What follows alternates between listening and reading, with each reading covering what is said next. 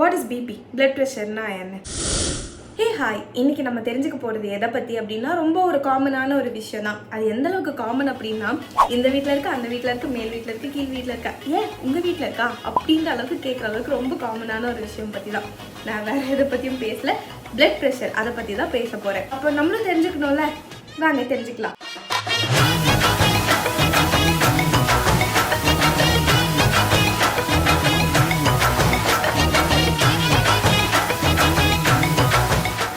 First நம்ம தெரிஞ்சுக்க வேண்டிய விஷயம் என்ன அப்படின்னா, வாட் இஸ் பிபி, பிளட் ப்ரெஷர்னா என்ன? See, heart is a pumping organ. Heart வந்துட்டு என்ன பண்ணுன்னா, பிளட்டை வந்துட்டு பம்ப் பண்ணி த்ரூ த பாடிக்கு வந்து சர்க்குலேஷனுக்காக அனுப்புது ஃபார் த ஆக்சிஜன் சப்ளை. அது நமக்கு தெரிஞ்ச ஒரு விஷயம். அந்த டைம் என்ன பண்ணுன்னா, பிளட் வந்துட்டு போகிறதுக்கு பிளட் வெசல்ஸ் இருக்கும். அந்த பிளட் வெசல்ஸில் வந்துட்டு அந்த பிளட் போகும்போது ஒரு ப்ரெஷர் கிரியேட் ஆகுது. அதுதான் பிளட் ப்ரெஷர் அப்படின்னு சொல்லிட்டு சொல்லுவாங்க. பிபியை எதில் மெஷர் பண்ணுவாங்க? BP machine. Very good. Perfect. Thank you, sir. Please sit down.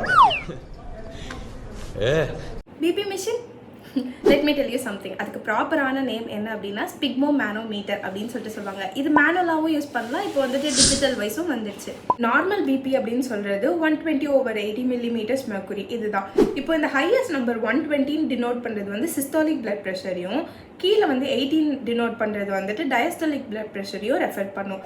இப்போ சிஸ்டாலிக் பிளட் ப்ரெஷர்னா என்ன? இந்த ஹார்ட் கான்ட்ராக்ட் பண்ணும்போது அந்த பிளட்டெல்லாம் வந்துட்டு அதுலேருந்து புஷ் ஆகி மற்ற இடத்துக்கு போகுது தெரியுமா, அது வந்துட்டு சிஸ்டாலிக் பிளட் ப்ரெஷர்னு சொல்லுவாங்க.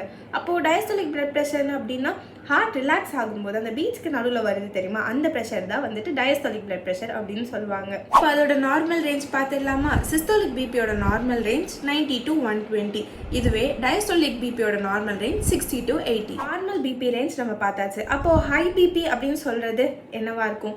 மோர் தென் 140/90 மில்லிமீட்டர்ஸ் மெர்க்குரி இருந்துச்சுன்னா அதை வந்து ஹைப்பர் டென்ஷன் அப்படின்னு சொல்லிட்டு சொல்லுவாங்க. இதுவே லோ பிபின்னு சொல்கிறது லெஸ் தென் 90/60 மில்லிமீட்டர்ஸ் மெர்க்குரி இருக்கிறத வந்துட்டு ஹைப்போடென்ஷன் அப்படின்னு சொல்லிட்டு சொல்லுவாங்க. And that's it for today. Blood pressure பற்றின பேசிக்ஸ் இன்னைக்கு தெரிஞ்சுக்கிட்டோம். Please do like it and subscribe me for more upcoming videos. Next ஒரு மெயின் பிளட் ப்ரெஷர் பற்றின வீடியோவில் சந்திப்போம். Until then Tata. என்ன இவ்வளவு விஷயத்தை சொல்றீங்களே, யாருன்னு நீங்க?